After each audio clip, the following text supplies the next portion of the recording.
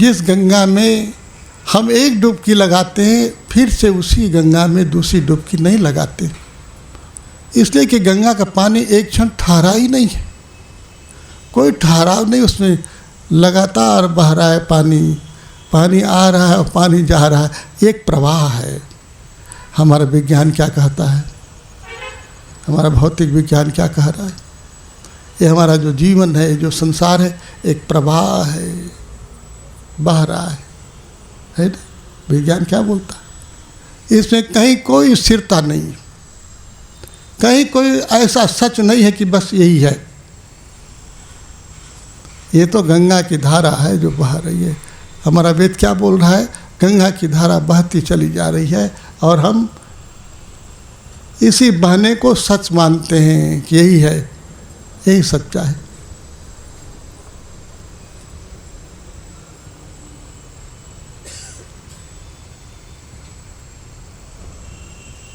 हमारा ऋषि क्या दिखाना चाहता है,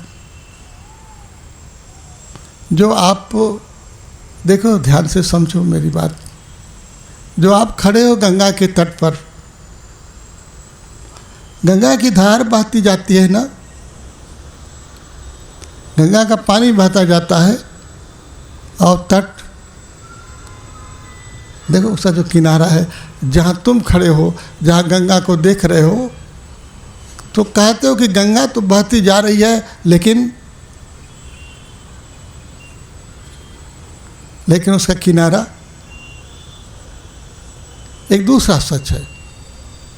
एक वो सच है कि गंगा बहती जा रही है, ये संसार ऐसा बदलता जा रहा है, बहता जा रहा है, और एक दूसरा किनारा है जहाँ हमारा ऋषि खड़ा है, कह रहा कि मैं देख रहा हूँ कि पानी बह रहा है, लेकिन मैं तो नहीं बह रहा, तट तो नहीं बहता है, किनारे तो बहते नहीं हैं, किनारों को पकड़ करके धारा बहती रहती है।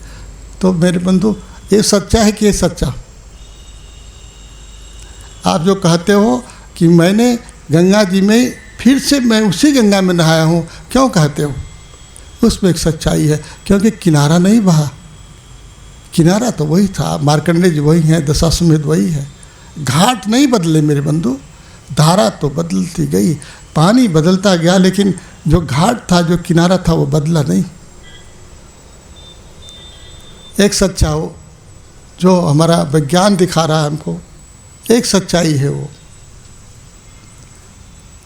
अब आप इसको मानते हो कि ये हमारा जो ऋषि बोल रहा है इसको मानते हो, ये निर्णय करना आपके हाथ में है। हमारा ऋषि बोलता है कि मैं देख रहा हूँ कि धारा बहती जा रही है, लेकिन मैं नहीं बदलता। हमारा अथर्ववेद कहता है, अथर्व ऋषि बोलता है, अथर्व माने ये जो थर्व है, ये जो गति है ना, ये विज्ञान, लेकिन मैं अथर्व हूँ।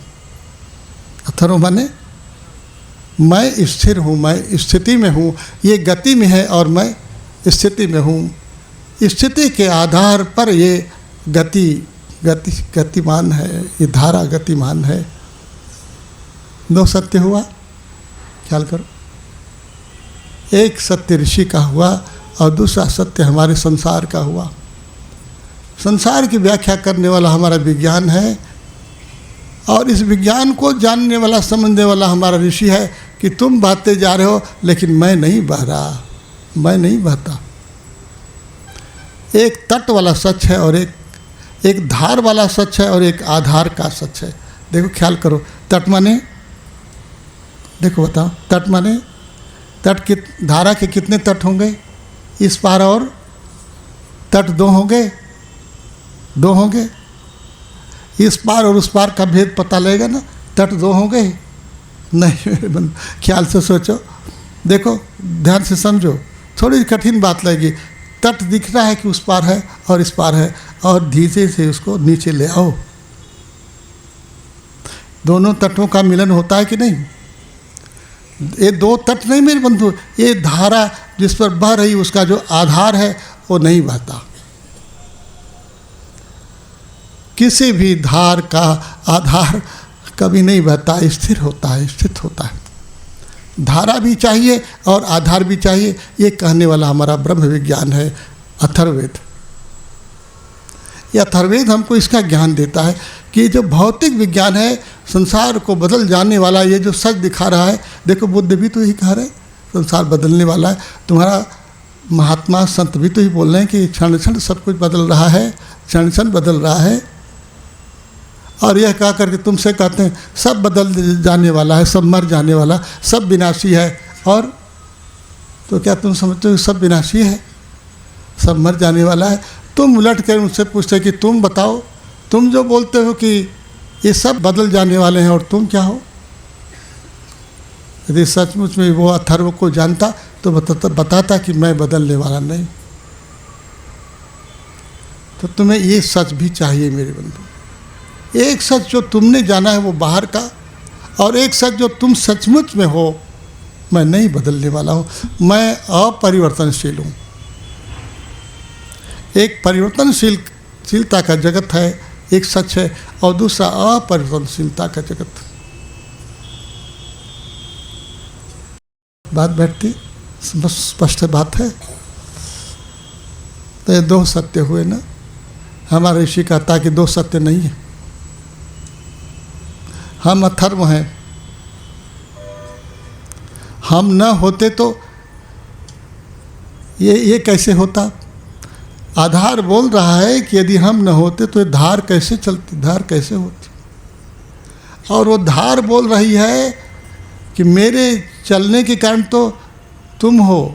देखो अंतर क्या है, अंतर क्या है? क्या धारा के कारण आधार है कि आधार के कारण धार है? ये द्वंद्व तुम्हारा हो सकता है। ये सारी धरती का द्वंद्व है, भौतिकवाद का द्वंद्व, धर्म का द्वंद्व यही है। भौतिकवादी सोचता है कि मैं सच्चा हूँ, क्योंकि सारा संसार दिख रहा है, बदलने वाला दिख रहा है, और वो बोलता है जो आँखों से दिखता है, जो प्रत्यक्ष, जो प्रमाण है, वो यही है। प्रत्यक्ष ही प्रमाण है मेरे लिए, और तुम तो अनुमान की बात कर रहे हो, कल्पना की बात कर रहे हो। मेरे प्यारे, धार जो है वो दिख रही है कि बदल रही है, और क्या तुम्हें नहीं दिखता कि न बदलने वाला भी है? देखो आप सोचोगे कि दिखता तो नहीं है, दिखता तो नहीं है, लेकिन मैं वो बात बता रहा हूँ जो हमारा विज्ञान कह रहा है, जो वेद कह रहा है कि बदलने वाले को जो जानता है, जो समझता है, जो देखता है, क्या वो भी बदल जाता है? क्या वो भी बदलने वाला है? कठिन बात है ना। अब बोलो मैं कैसे सरल करूँ इसको? तुम न समझ पाओ तो मेरे बंधु तुम्हें उठना पड़ेगा, समझदारी के लिए समझना पड़ेगा। इसे कहो कि हम नीचे करके समझा दे, तुम्हें कैसे हो सकता है? अपनी बुद्धि को थोड़ा तो ऊंचा करो, और नहीं ऊंचा करोगे तुम्हारे शरीर में मांस, मदिरा, क्या क्या बोलो अपना शरीर, और तुम्हारी बुद्धि कुंद हो जाए तो मैं क्या करूं? बोलो। तुम यदि अंडा, प्याज, लहसुन, प्याज खाने का तुम्हारा अभ्यास है, और बुद्धि में प्रकाश नहीं है कि तुम सत्य को समझ सको, तो मैं क्या करूं? बोलो। ऋषि क्या करेगा मेरे बंधु? आप सिद्ध करने के लिए लगे हो कि हम जो चाहे सो खाओ ना, लेकिन तुम्हें ये तत्व ज्ञान पता नहीं लगेगा। जिसकी बुद्धि सूक्ष्म नहीं होगी, बुद्धि में बात पता नहीं लगेगी मेरे बंधु।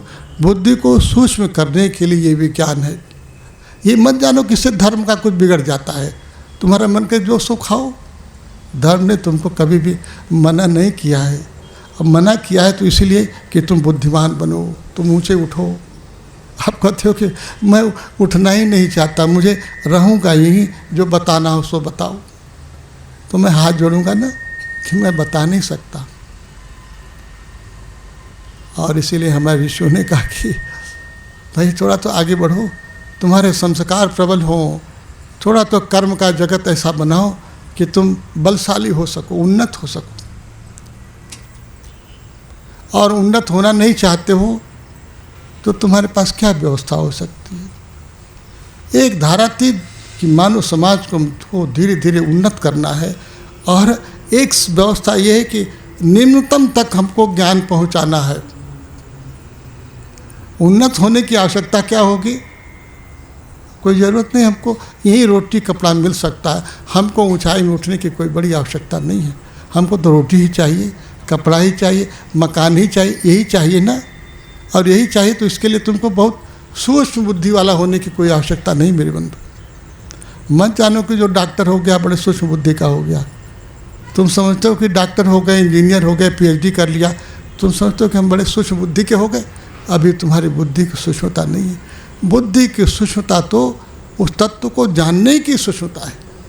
जिस दिन तुम्हारे भीतर इसका प्रकाश पैदा होगा तब तुम्हारी बुद्धि का उन्नयन समझ में आएगा कि तुम्हारी बुद्धि ऊंची उठी है। नहीं तो हजारों लोग हैं, करोड़ों लोग हैं, अरबों लोग हैं जिन्हें बोलो समझ में नहीं आता है। क्या करोगे आप? इसीलिए आप कहो कि वेद घर घर नहीं पहुँचे, चाहता तो मैं भी हूँ। घर घर नहीं पहुँचा वेद तो उसका कारण है ये हमारा उत्थान नहीं हो पाया। हमने विकास को तो समझा कि सड़क बना देना है, विकास माने पेड़ पौधा, ये सड़क, ये सब बना देना, ये विकास है। मेरे प्यारे विकास तो मेरा होना चाहिए। सड़क का विकास मैंने सवेरे कहा ना कि होना चाहिए, क्योंकि चलना तो मुझे ही है। मेरे लिए सड़क है ना, और मैं विकसित नहीं हो सका तो सड़क मेरे किस काम की बोलो।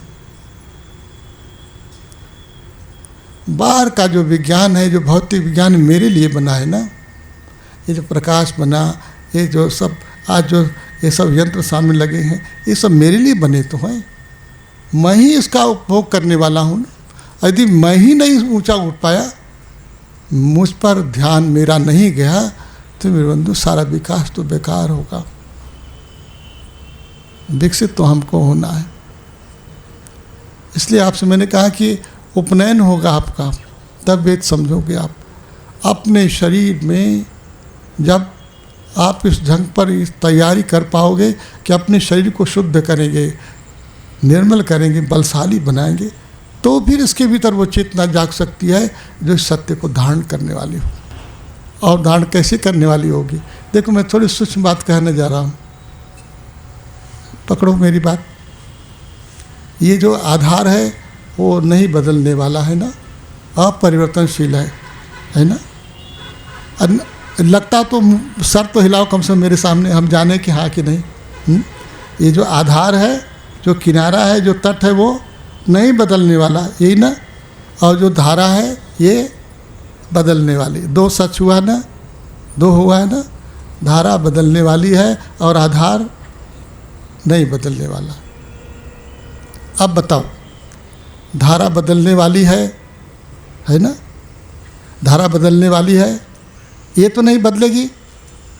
देखो मेरी बात सुनो, धारा बदलने वाली है ना, ये सच है ना, स्थिर है, स्थिर सच है। देखो आप बोलो, सच सच बोलो ना, आप बोलो।